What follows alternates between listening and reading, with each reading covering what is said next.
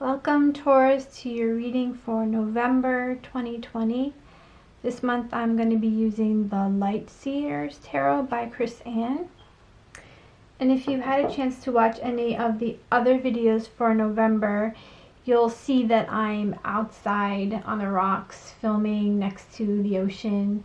However, since then it has snowed and rained and the temperature has dropped, and I'm in New England, so that's to be expected.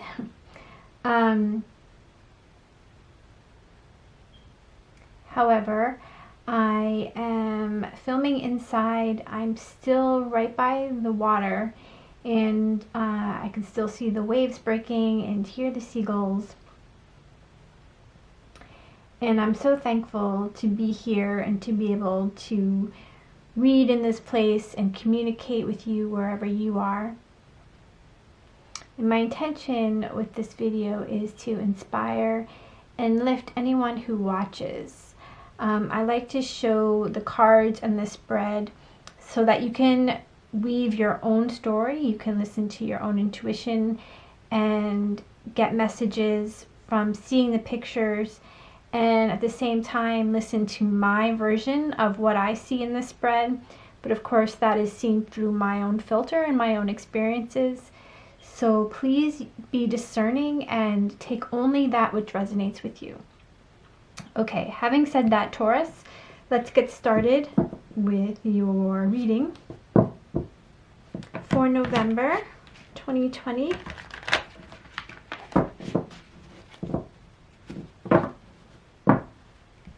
What helpful insights can we give Taurus for November 2020 that is in their highest good?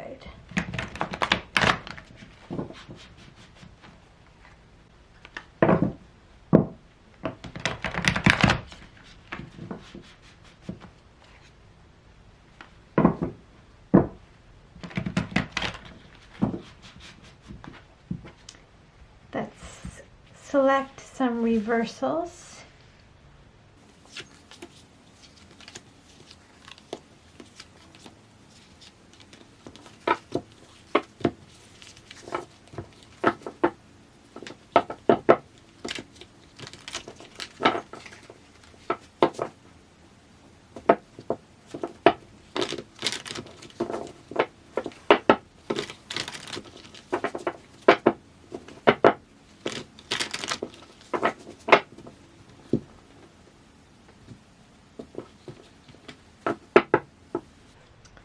We have the Queen of Swords, the Seven of Cups, and the Page of Swords.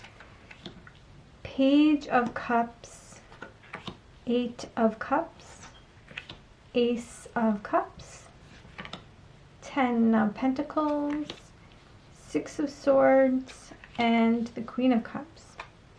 And we have the Four of Wands at the bottom of the deck.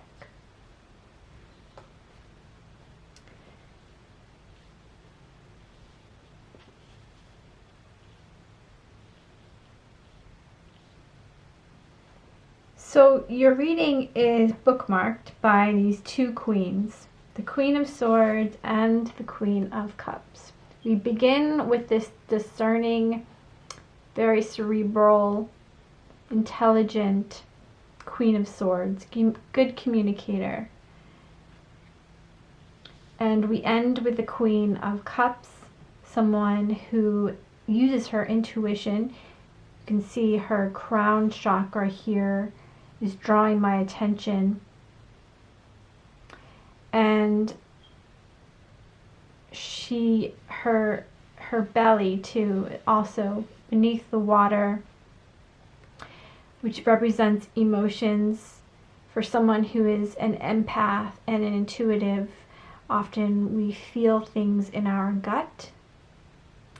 And so the combination of these two things are very powerful in terms of making good decisions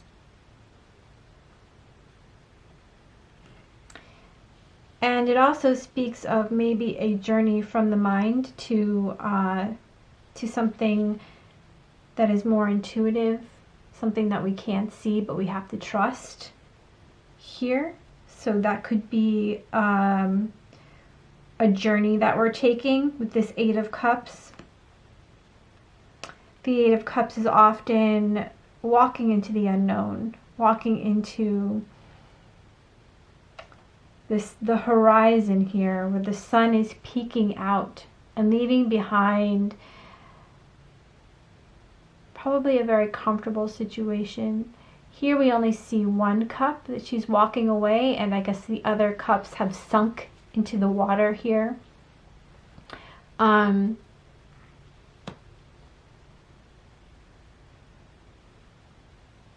Eight of Cups for me is a very comfortable situation, and it's dangerous to be comfortable sometimes because we forget to look and we forget to see almost. But I guess that is nature's way, or our humanity, our way of being able to be comfortable in whatever situation that we're in. Whether it's someplace that's really beautiful or someplace that's really confining and restricting. We do see the Queen of Cups looking out into the Seven of Cups. So there's some choices that you need to make. And it's interesting that I'm seeing these Seven Cups as homes, places to live, where you could be considering, where do I want to live?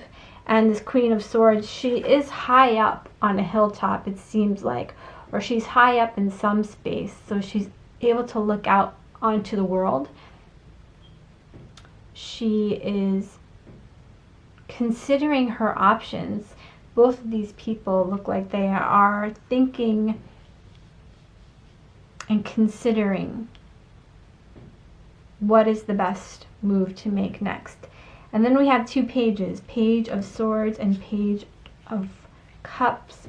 Pages speak of messages and communication. And we have walking away and a new beginning with the Ace of Cups. So the Eight of Cups here, walking away, we're in search of the Nine of Cups, the Ten of Cups.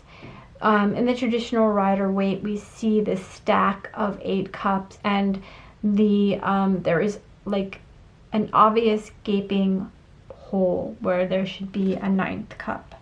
And here with the Ace of Cups, it's like this is the cup that we're looking for. This is a new beginning, but it's something that we need to build on. Oh no. Let's see if we can replace our candle.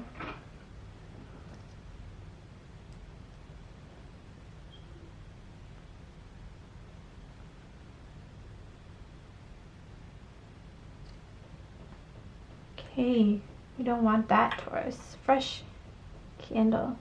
Okay, so and then we have the Ten of Cups, which is the pinnacle of material wealth and legacy and family and building tradition. And we have the Six of Swords, moving on to calmer waters, moving somewhere that's going to bring you a lot more tranquility and peace of mind. Maybe someplace that is going to allow you to open up with the Queen of Cups. Open up and be more emotional. Listen more to your intuition. We're getting out of our head space. The Four of Wands is at the bottom of the deck, and this does, for me, speak of a home. This speaks of homecoming. This speaks of celebration with friends. We see this yurt in the background. So for some of you, this could definitely be moving to a new home. It could be moving back home. There are children here with the Page of Swords and Page of Cups. These are messages, and they are also young people. And we have the Ten of Pentacles, which speaks of family and legacy, and there are children in this card. So we could be moving closer to our family. And even with the Queen of Cups, you know, it's like a space where we feel we express our emotions. We express love rather than maybe we're going from a place where we were the Queen of Swords. She communicates very well. She works very much from her headspace, and this is someone, could be moving, like I just get this feeling of moving from being independent and being maybe at a job where we get paid a lot of money, or we're very much the boss, and has put us in a position where we can choose where we want to live, and we are searching now. We want to balance out this Queen of Swords. We want to balance it out with some, with our emotional life, perhaps. We want to grow a family. We want to be closer to our family. We want to build our own version of what family is for us, and move into more of a Queen of Cups space. That's what I'm getting for you, Taurus. Let's pull a Wild Kuan Yin oracle for you. This deck is by Alana Fairchild.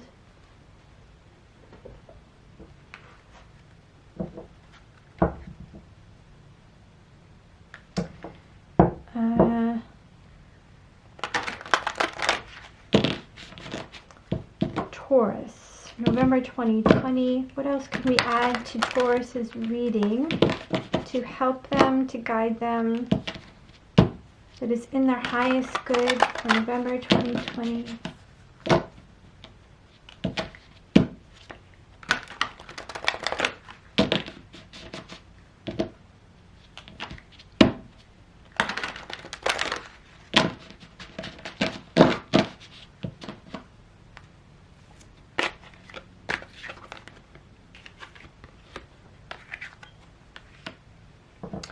Desert Harvest,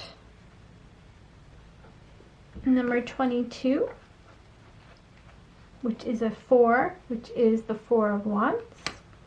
Let's see what number 22 says.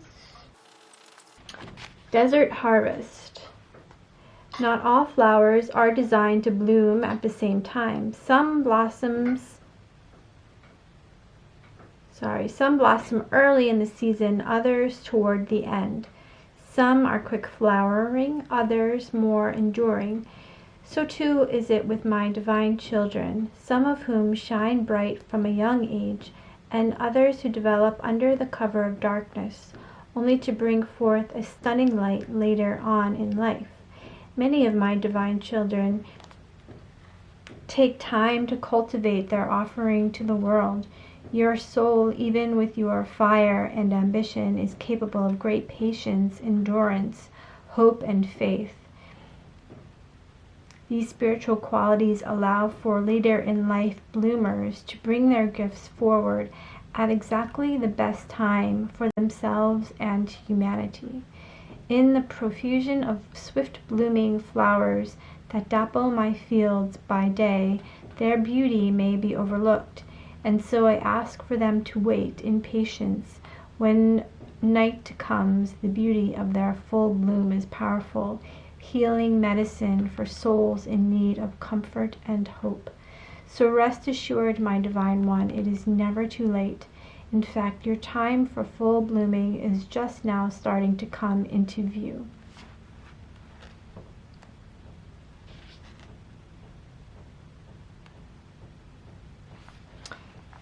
And it says, the Oracle of Desert Harvest comes to you with tidings of life and fertility in the face of odds to the contrary. Whether you are trying to open up your creativity, fall pregnant, or seeking to launch a new idea in an economic climate that doesn't seem to be conducive to growth, well, isn't that the truth? You are asked to align yourself with life and trust. How the creative impulse will flow and to manifest itself may not be in the way you expect. It may seem impossible, but your genuine heartfelt desire will be honored by the divine, met and fulfilled in the best way for you. You will not be in control of the process, however, so you'll need to allow life to have its way. It doesn't matter if countless people look at the desert and believe that life cannot happen there, that it is too dry, that it is too harsh, that life has passed it by and it's dead land and useless.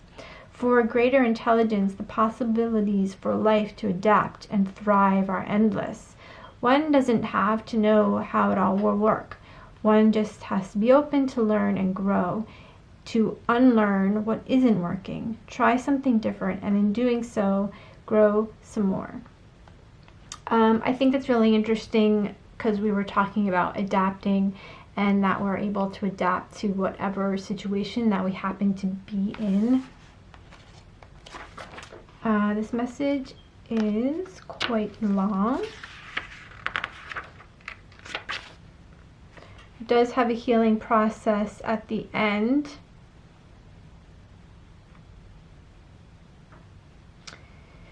It says, sit quietly and say this prayer. Holy ones, who love me without condition, and Mother Nature, who teaches compassionate wisdom, help me to trust in the complete wisdom of my journey. When all seems lost, please bring me comfort. When impatience empowers trust, please remind me that I am never without destiny, and divine timing is impeccable and loving. When I feel punished, rejected, abandoned, or ignored, please bring sweetness to my heart and help me feel your loving gaze upon me. Help me realize that even if I am impatient on the surface, my soul knows my perfect timing and is birthing a new reality to life even now. Through your grace, I receive all beneficial help for my divine destiny to manifest. May Kuan Yin, Divine Mother, who brings hope to the bereft and life to that appearing to be without life, bless me with her grace, compassion, and protection so that I maintain hope in my heart and soon bear witness to the miracle of life within my own eyes. Through divine grace and my own free will, so be it. Place your hands in prayer before your forehead and bow your head. This is your way of acknowledging that you are willing to surrender into a greater process with trust. You have finished your healing process. Taurus, that is your reading for November. I hope you enjoy the month and thanks for listening. Here is the card, Desert Harvest, for you.